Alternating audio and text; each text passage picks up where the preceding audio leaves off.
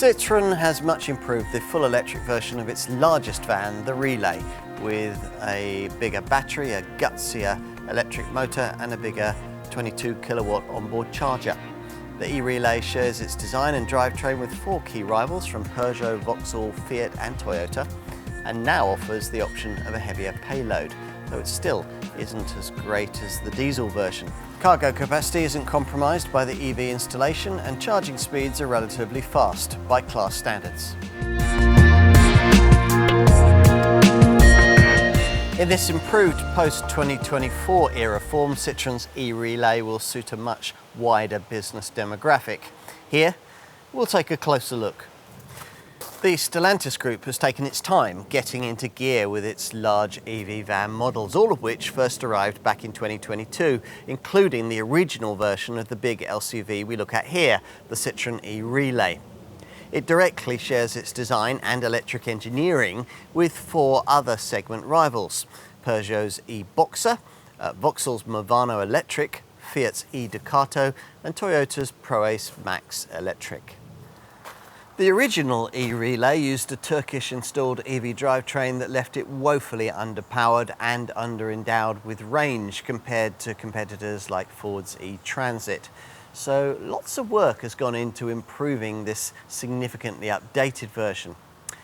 This now gets a vastly bigger 110 kilowatt-hour battery, which also brings with it a vastly improved level of EV driving range. Plus, in this updated form, this now smarter looking big EV van can take much heavier loads too. You can find out more about this kind of van by downloading the Car and Driving app, and if your interest is specifically in this E-Relay, you'll need to stay with us for the industry's most comprehensive review, the Car and Driving Road Test. This full electric E-Relay model now gets a much larger 110 kilowatt-hour battery to replace the previous 37 kilowatt-hour and 70 kilowatt-hour battery options. And that new battery pack energizes a much more powerful 270 PS motor, up from 122 PS before. As a result, pulling power rises from 260 to 410 Newton meters. The performance and range of the E-Relay can be optimized depending on conditions thanks to 3 driving modes, and features paddles located just behind the steering wheel that activate 4 levels of regenerative deceleration, thus enhancing range, which is now rated at up to 263 miles, up from just 154 miles in the old 75 kilowatt-hour form.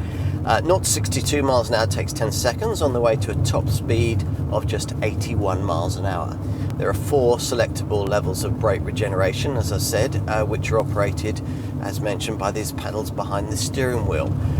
Bear in mind that, as usual with EV vans, the range figures will drop quite a bit if you've a full load out back. This EV model's underfloor battery positioning results in a low centre of gravity, improving cornering and stability even when fully loaded. The electric power steering now automatically adjusts the assistance to the speed of the vehicle. This increases driving comfort at higher speeds and makes manoeuvring in the city that bit more comfortable. As usual with EV vans, there's an electric parking brake activated via a switch on the instrument panel to the left of the steering wheel. With all relays, the way this van drives does show its age a little, but this van is quite light by segment standards, or at least it is in diesel form, which helps it to feel quite agile, and it feels wieldy in town with supple suspension, light steering and a relatively tight 12.6 metre turning circle. There's no doubt that the range of drive assist systems have been dramatically improved as part of this update. If you've ticked the right options boxes, the combination of adaptive cruise control, lane keep assist and newly added traffic jam assist enables this Citroen to steer, brake and accelerate itself at speeds of up to 18 miles an hour, for example in slow traffic, provided that the driver's hands remain on the steering wheel. This means that automated driving at level 2 is now possible with this relay for the very first time in its career. Should your relay be likely to be used on slippery concrete tracks or maybe building sites, you can specify it with a work site heavy pack, which adds a traction system and double leaf rear suspension. As for towing, well, you might be surprised to learn that this E-Relay can now handle a braked towing weight of up to 2,400 kilograms. The front end of this updated Relay has been redesigned to add a bit of personality while improving this van's aerodynamic characteristics. The bumper, radiator grille, which is now the same colour as the bodywork, and the side mirrors have also been redesigned with this in mind. The black lower section has been reinforced to further enhance the vehicle's impact protection. These smarter optional LED headlamps are also 30% more efficient than their halogen predecessors. As before, there's a multi-piece front bumper to minimise accident damage and reduce repair costs. The sheer size of this Relay varies between three vehicle lengths, which vary between 5,413mm and 6,363mm in length. We've got the mid-level L3 version here, which is 5,998mm long. Now this Citroen rides on either 15 or 16-inch wheels, and there are new rim and trim designs as part of this facelift. The height of the bluff rear end varies between the three available heights. We've got the mid-level H2 version here. The high-level stoplight, as you can see, is well out of harm's way. The key differences, though, lie inside. Let's take a look. Climb into the cab and you'll find that the designers have done their best to disguise the basic age of this design's interior architecture by revising the look of the dashboard and the fascia around modern era central infotainment screens. Mind you, the amount of screen tech you actually get depends quite a lot on whether you paid the extra for an electrified powertrain. This E-Relay gets this new 7-inch digital instrument cluster and bigger central screens too. Now let's start with the 7-inch display that you view through the steering wheel, a screen that's optional on the diesel version.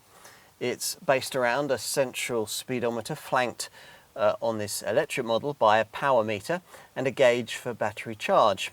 You can vary what you see in the middle of the screen through trip computer, drive assist and audio settings, plus it can show full screen mapping and even an analog speedometer. Everything else that you'll need to know will be on this central monitor, which grows from 5 inches in the diesel versions to 7 inches for the electric model. With both powertrains, it can be upgraded at extra cost to the 10-inch size that we have here. Whatever kind of central screen you have, the most important functions can be controlled via now improved natural speech recognition, and compatible smartphones will now connect in wirelessly via Apple CarPlay and Android Auto, so it shouldn't matter too much that navigation costs extra, even with this bigger screen. This redesigned display is a big improvement on what was offered previously. You can scroll through lower screen audio, phone and vehicle menus plus navigation if it's been fitted, and there's a dedicated electric vehicle section for this EV model. You sit commandingly and the driver's seat is very comfortable with 6-way adjustment, lumbar support and an armrest, though there's no option for the kind of sophisticated multi-sprung seat that you could have in a rival Volkswagen Crafter. As you'd expect, this Relay features a dual passenger seat, and as usual in this class of van, the backrest of the centre seat folds down to create a work surface with a pen tray and a couple of cup holders. A digital rearview mirror is now available, as is a 360-degree camera system. As you'd expect in a large van, there's plenty of in-cab storage.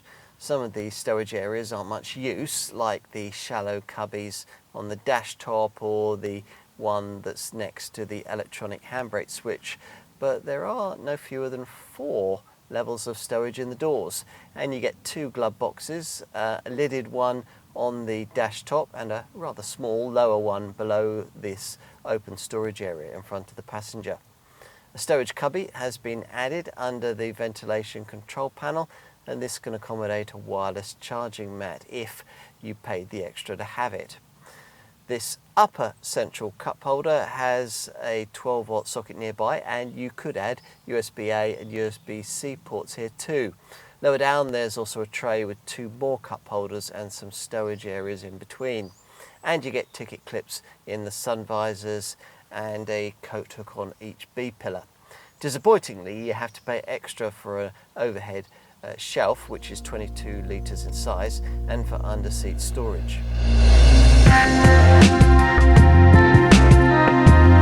At the time of our test in late summer 2025, pricing for this electric e-relay was starting from around £46,000 after deduction of the government's £5,000 plug-in van grant. Most sales are of this volume L3H2 body shape, but you can choose between 2 body lengths, L3 and L4, and 2 roof heights, H2 and H3. The e-relay comes only with enterprise trim.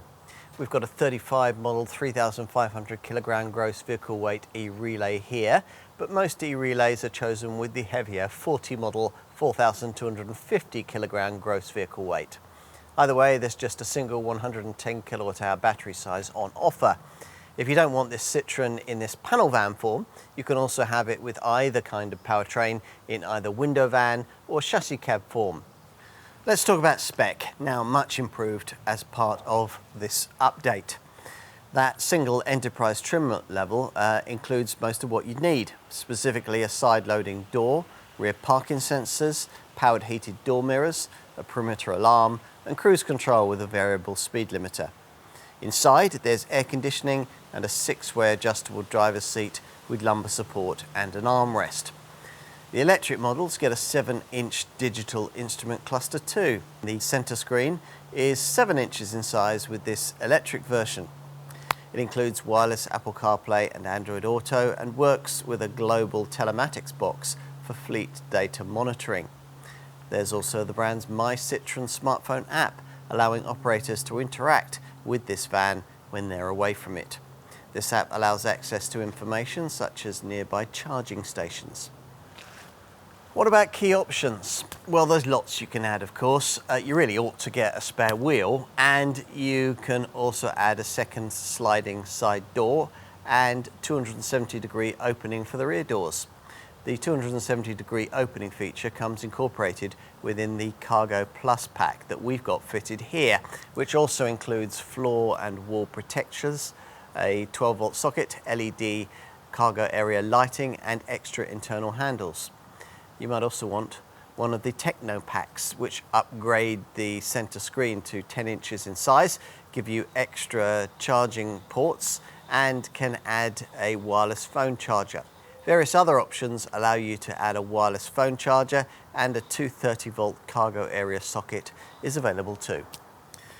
You might want to look at adding a tow bar, a speed limiter, and a tachograph, and there's a single passenger seat option too, should you not want the standard 2-person front bench.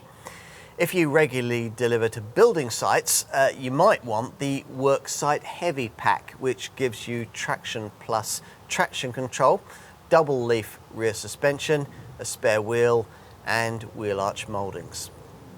Owner drivers might want a Style and Visibility pack, which adds 16-inch alloy wheels, painted bumpers, and full LED headlamps with high beam recognition.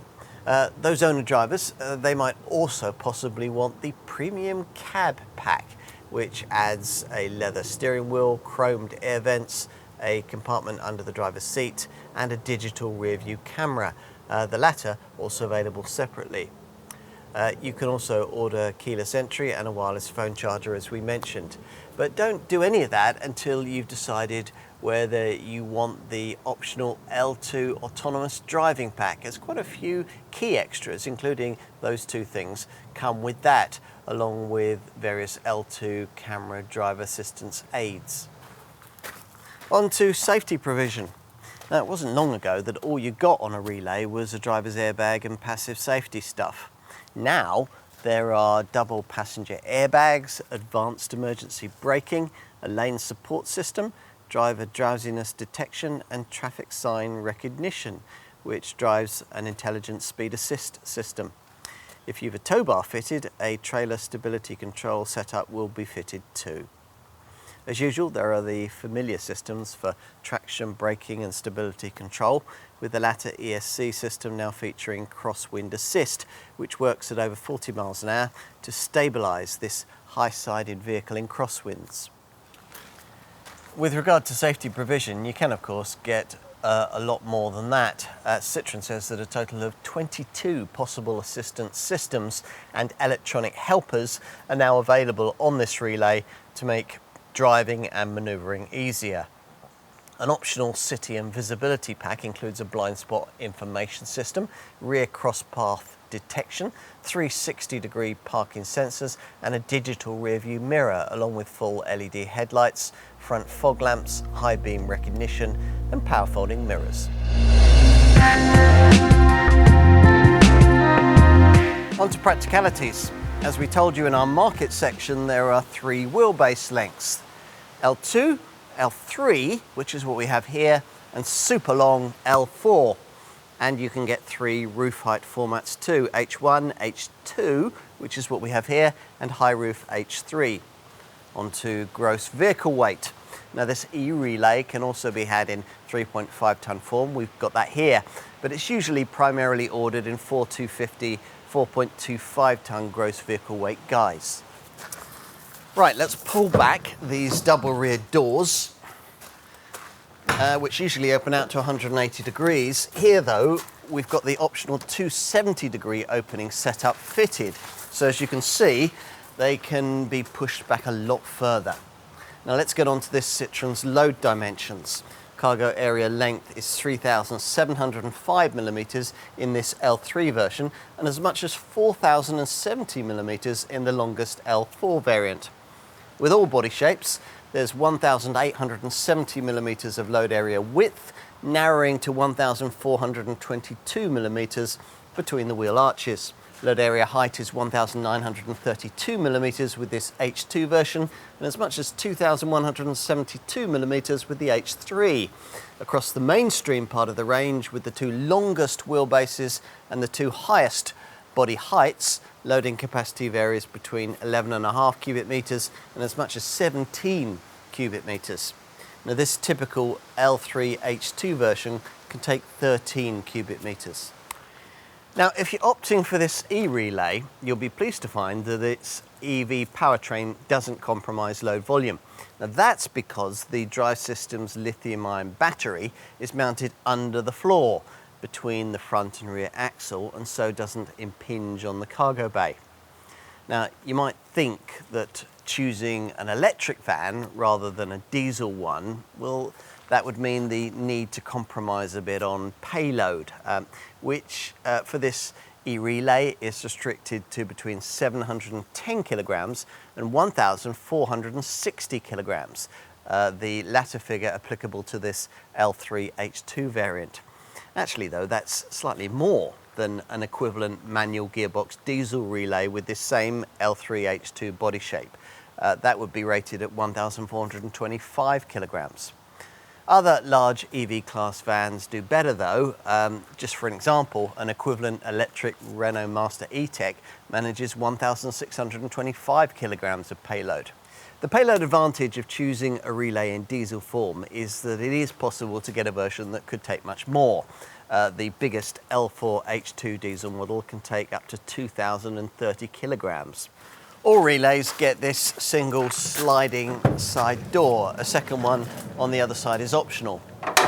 Now it pulls back to reveal an aperture 1,250 millimeters wide, so a forklift could get a pallet in.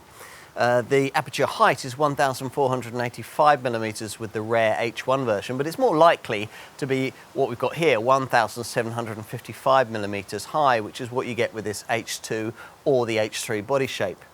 Now there's the usual full height bulkhead, but no option for a flap that would enable you to push lengthy items into the cab. Above the bulkhead is a wide shelf, a very useful place to store the charging leads in this electric version. Only 2 dim lights are provided as standard. We'd want the optional LED lighting that's been fitted here, but Citroen does provide plenty of tie-down points. There are no fewer than 15 of those in this L3 H2 model. You might also want to add an optional 230 volt socket. It helps to easily charge electric devices such as laptops, electric tool batteries, tablets and other low power appliances that require electricity up to 150 watts. Here we've got Citroen's optional Cargo Plus pack, which includes floor and wall protections, a 12 volt socket, LED cargo area lighting and these bright yellow extra internal handles. Obviously the WLTP EV range figures from this Citroen's 110 kilowatt hour battery, only 97.8 kilowatt hours of which is actually usable, depend on the body shape you've chosen, anything between 235 and 263 miles according to WLTP figures, the latter figure applicable to this L3H2 version. As with all EV vans, that would rise substantially in city-only use, of course, in this case to as much as 313 miles. This e-relay was the first Citroen to offer the option of public DC charging at up to 150 kilowatts. As a result, at a public fast charging station, it only takes 56 minutes to recharge to 80% of the battery capacity. AC charging is now aided by the standard inclusion of an 11 kilowatt onboard charger. If you're able to three-phase charge from an 11 kilowatt wall box, you can replenish the entire battery in 6 hours and 5 minutes, down from the lengthy 16 hours 40-minute time that you'd need from a more typical single-phase 7.4 kilowatt AC wall box. A dedicated electric vehicle part of the central screen enables you to plan your charging regime, plus it includes a power flow graphic.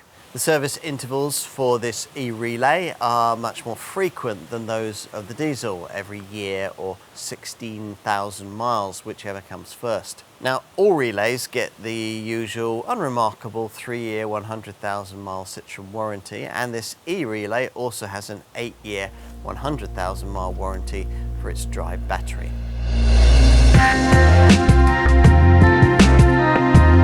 With this updated e-relay, there's no longer such a feeling of getting first generation EV large van tech.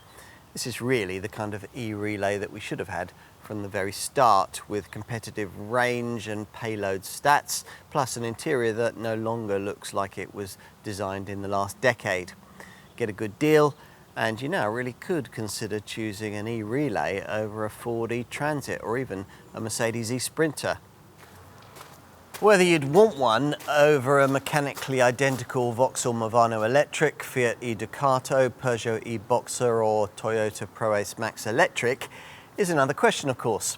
Still, if your fleet already runs Citroens, and particularly e-Berlingo and e-Dispatch models, it would make sense to keep things common and add a few e-relays as well. This might still be a somewhat strange confection, but it's the first really competitive large Citroen EV van, and that makes it a significant milestone in Citroen development.